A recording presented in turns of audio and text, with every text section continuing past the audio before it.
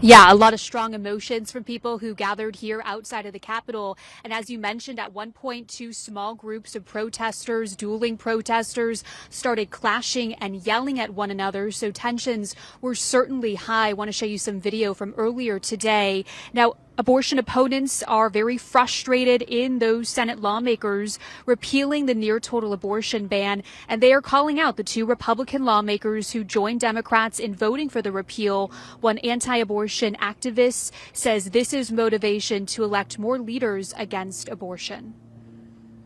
It's disappointing that they would do that. You have, to my knowledge, there were two senators that voted to repeal, and those senators also would say they are pro-life. And so that makes it extremely disappointing.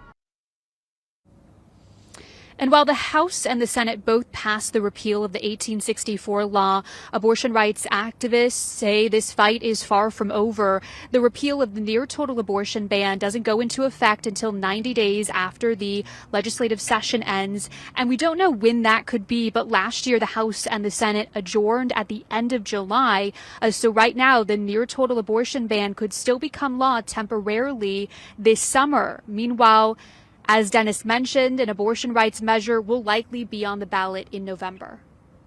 We're moving forward with the Arizona for Abortion Access initiative because it's important now more than ever, obviously.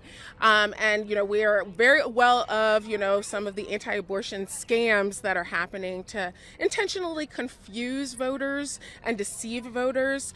We're waiting to see what it is that they actually refer to the ballot, but we're ready.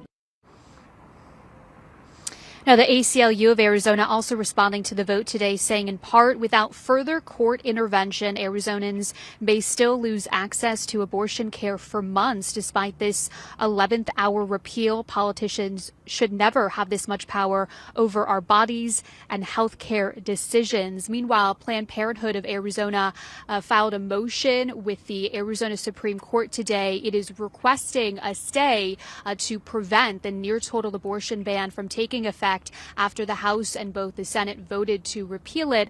Of course, we will keep you posted on what happens with that. Reporting live at the Capitol, Emma Lockhart for Arizona's Family.